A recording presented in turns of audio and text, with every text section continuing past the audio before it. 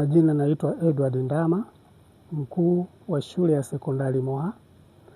Maandalizi ya kupokea vijana kidato cha kwanza 2026 yameshakamilika. Tunao walimu 6 ambao tayari wameshafika.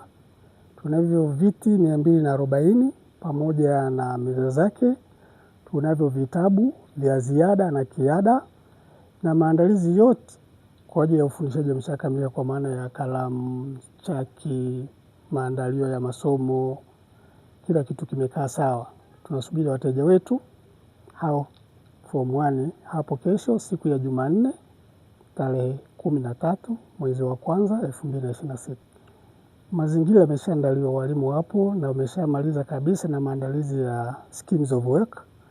Kwa hivyo sasa wale walimu watakuwa ni kivutio kwa wale watoto kwa namna watakavyokuwa naenda nao, namna ya ufundishaji.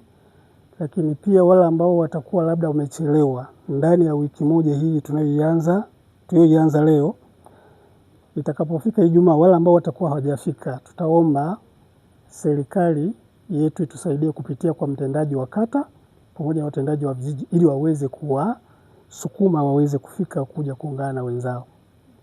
Lakini tunapofika tu tutaanza na English course kuanzia hiyo kesho.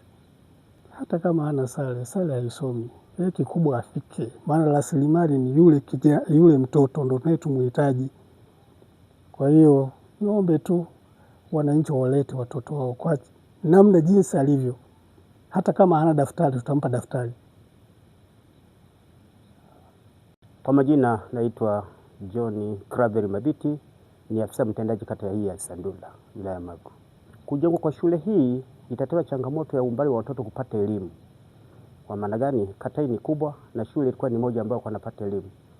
Wakana tumia shule ya sekondari Magudei ambayo iko mbali na kuna na mrundikano wa watoto. Lakini kwa kuanza kwa shule hii itapunguza mrundikano wa watoto katika darasa moja. Muhimu shule hii ilikuwa muhimu kujengwa ili kupunguza umbali wa kupata elimu kwa mtoto, lakini pia kupunguza mrundikano wa watoto katika darasa.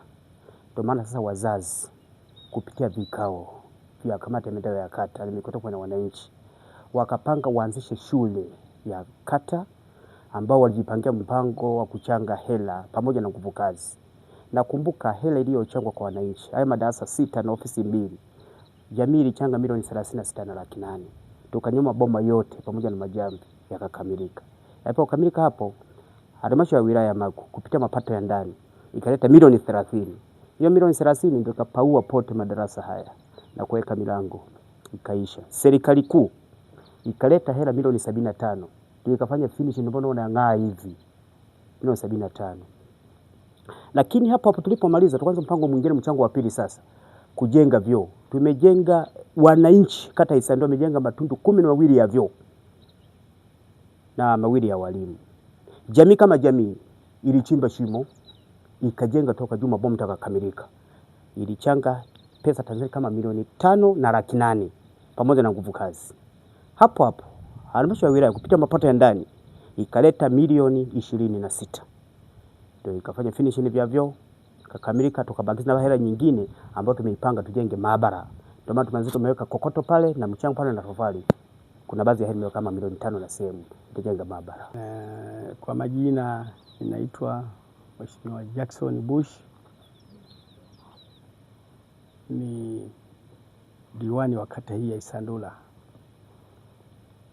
Kuhusiana na shule hii ya Moha, shule hii imeanzishwa mwaka 2020 na imeanza na michango ya wananchi.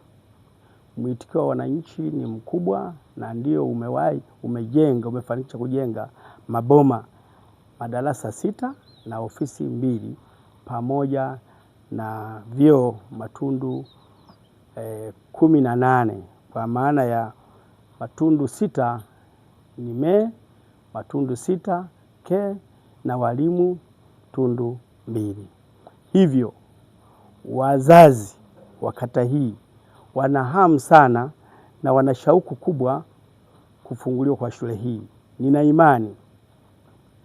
imani tarehe ya 13 ambayo ni kesho, wanafunzi watatoka kwa wingi kwa ajili ya kuja kushiriki kusajiliwa katika shule hii, na ujenzi huu wananchi wamechangia shilingi milioni 41,850,000 na halmashauri tunaishukuru imechangia milioni 56 na serikali kuu imechangia shilingi milioni 75. Hivyo wananchi wa kata hii wanafurahi sana kupewa kampani hiyo, hasa Dr. Samia tunamshukuru kwa ujumla kutupa kampani ya kuweza kukamilisha shule hii, na shule hii inaleta faraja kwa sababu shule hii kata hii ilikuwa na shule moja tu ya Magu Sekondari.